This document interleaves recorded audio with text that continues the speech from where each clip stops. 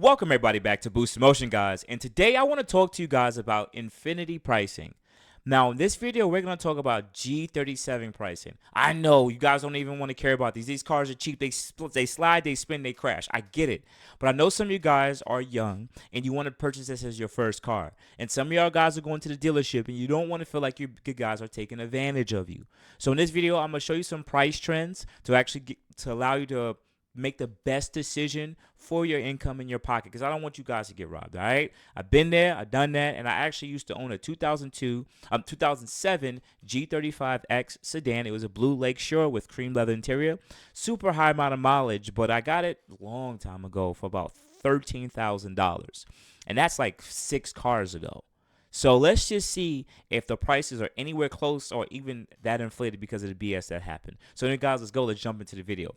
First thing, shout out to my Boost Motion family. I know you guys already hit the like button. Thank you guys for your support. And if you're new to the Boost channel, listen, today I'm going to talk about these G37 prices, but I'm also going to incorporate Q60 prices. This is for the G37 coupes that are between year 2014 to 2015. So we're gonna get to that. I'm gonna make this video as fast as I can, because let's be honest with you, the analytics are not that much, hasn't really much changed.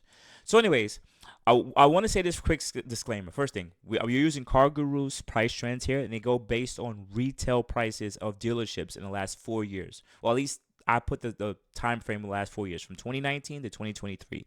Remember, anything that happened in 2020 to 2022 was inflated. That's not a regular market. Prices are supposed to go down, not up. Period. Trust me. All right? Now, so at the end of 2019, I'm going to pick the 2007 G35 and 2008 G35, right? This may include the 2007 G35 Coupe. Remember, this is not just a sedan. This is just the G35 themselves. So in the last 4 years, the prices have relatively been flat. The average listing price, no matter the average price, average mileage, based on everything, analytics, is you're supposed to be paying about $9,000 for your 2007 to 2008 G35, no matter if it's a 2-door or if it's the 4-door. That's the average price. So there's going to be prices that are above that based on mileage and less accidents and less owners, and anything under that is based on more mileage, more accidents, and more owners, and less desirable trims, okay? Now, my honest opinion, if you can save up your cash, purchase it secondhand. You can save thousands of dollars. I know there's a safeguard of actually purchasing from a dealership, but some of you guys haven't developed the credit yet for you to not overpay for a car. Just because you go there and they sign you approved, they give away money a lot easier nowadays. So you guys might get a 15 to 20% interest rate, which is absolutely ridiculous on such an old car. I don't want you guys to get robbed like that. So if you guys could take your money, save as much as you can, and buy it maybe secondhand for $5,000 to $6,000, because usually these cars, because under the $10,000 price range, you can get them in private sale for about 30 to 40% cheaper. I know you don't know who took care of the car last, but think about it like this. That last person drove the car, and at least they maintained the car. Usually when you go to dealerships with older vehicles like this, people trade it in because the car is giving them problems. Not saying the person selling doesn't have problems, but the car is almost 20 years old, if you think about it, all right? Now, we're going to go to the second car, and that's going to be the 2000 and this is going to be a 2008 G37 and to 2013 G37, all right? Let's press the first year. This is when they first added the 3.7 liter. Remember, this is the coupe and the sedan, guys, all right? All placed together. So the average price that I see here in the last 4 years, it started off the average price. This is the part that I always love, right? So in 2021, 2019, right, the average price was about $9,000. 4 years later, because of the BS, the shortage, and all this other stuff, the car is selling for about $11,000. Don't buy this car, guys. Do not buy a G37 Coupe for $11,000. Don't. I don't care what no one tells you. Unless that car has 30,000 miles with 1 or 2 owners with no accidents, no. Go for the one with the higher mileage. Trust me. Just go with the one with the higher mileage. Maybe not beat to shit, but just go on with the higher mileage and pay under $10,000 for this car. Trust me. Because if you go and crash this car, the dealer The auto auctions, the insurance company's still not going to pay you that much for it, and most of the companies that because these cars crashed are literally tissue paper. So some of you guys may actually purchase this car and there's no gap insurance because some gap insurance may not even cover it, and you're gonna be owing $2,000 to $3,000 to $4,000 because these dealerships are just charging too much. So try to get this car definitely into $10,000. I would say preferably 9,000, unless the mileage is super low. Like if the mileage is like 30,000, pay like 9,000 for it. But if it's like 90, 80, 100, 150, this car is supposed to be $5,000 to $7,000. I don't care what no one says. Really high mileage and accents, this car should be $5,000 at the dealership. The car is not worth anything. I'm telling you. So now we're gonna go to some of the changes in 2012, or was it 2011? Someone's gonna correct me in the comments. I think it's 2012, 2011 when they changed up the front bumper. I think it's 2012, right? So now the average price in 2019, that car was selling for about 12.2. Now it's selling 4 years later for about 13,000. So only about $800 off up. Once again, this car wasn't allowed to go down in price because there was so much people who were purchasing them, giving out free money. So I would recommend, once again, if you can, try to get a 2012 under 10,000.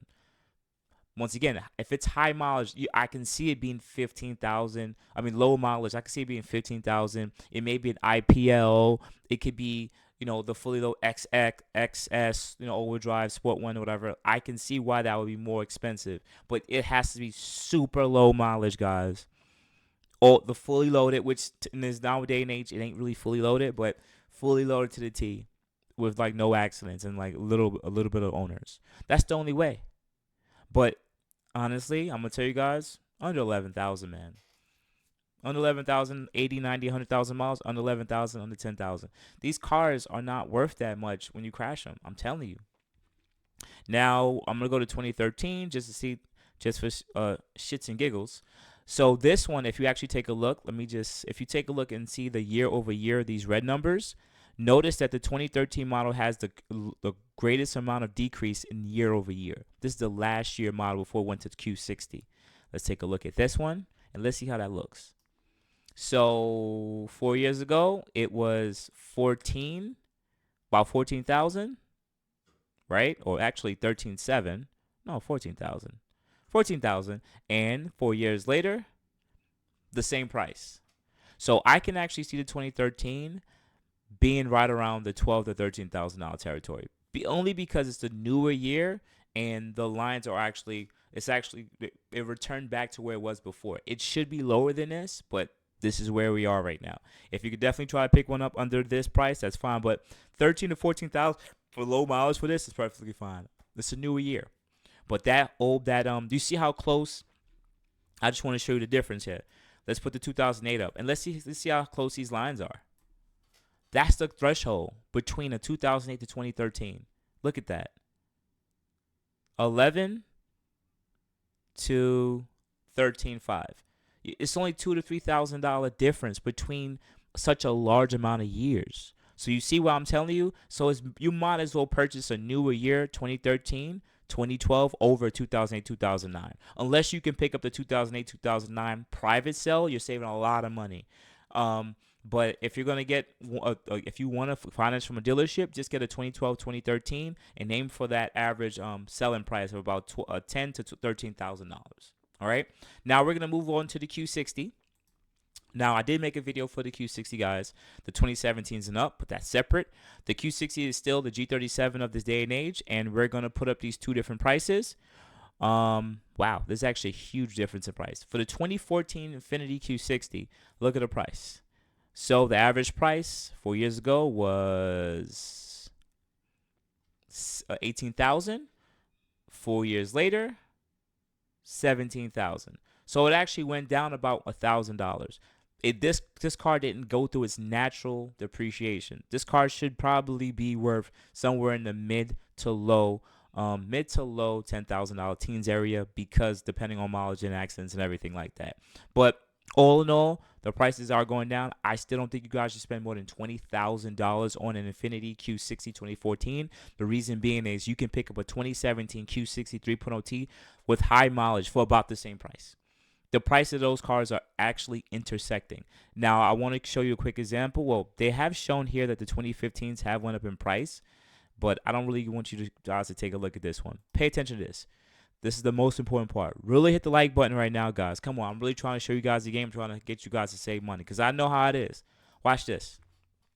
All right. So they're actually following the same pricing, right? Now, even though the lines did not intersect, you will see if you start going through the listings between 2015 and 2017, you're going to see high mileage 2016 3.0 Q60s in you would see them in the high teens. It's not going to show it as average price, but then you're going to see low mileage 2014 Q60s in the mid 20s. So you're going to see an intersection of price. Of course, people are going to say the 3.7 is more reliable, but they're not the same car. Remember that. They're still not the same car. So if you know that you want a newer car and a newer look and different powertrain, the 2017 Q60 with high mileage may be a better bet. If you know you want a Q60 with, of course, reliability for the VQ motor, it really doesn't matter about low mileage or high mileage. It really doesn't, because that engine been out forever.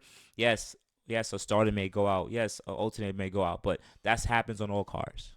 So I would recommend just getting a higher mileage 2014 to 2015 Q60 if you care about reliability and you like to look at that car, and just go for that.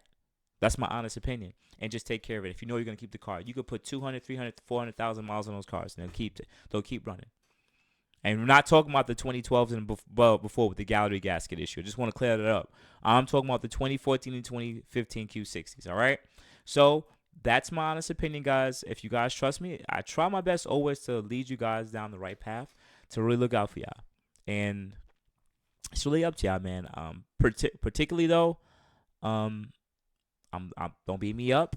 If you're purchasing a 2014 2015 Q60, you are purchasing an expensive G37. That's all I'm gonna say. But you are paying for that reliability because those cars don't have the gallery gasket issue. So, but you got to sit there and understand the gallery gasket fix could cost about $3,000 to $4,000, or I think it's $2,000 to $3,000 in the work. But then once that's fixed, the VQ is pretty much good. But if you could get a high mileage VQ for like $5,000 $6,000 and the body's clean, just swap in the 2014 to 2015 Q60 or Q50 3.7, swap that in for about $3,000 $4,000, and boom, you'll have the same reliability. You save like $10,000. I don't know. Maybe I'm just trying to help you guys save money. So outside of that, guys, hopefully this video was very informative. I try my best to help you guys out along your path. You can add me at boostinmotion on IG. Much love and appreciate you guys for always showing support. Definitely add me. I got plenty of videos on G37 content and pretty much what to do and how to pretty much hook those cars up and make them fast. All right. So thank you guys. I appreciate it. You guys have a good day. Thanks.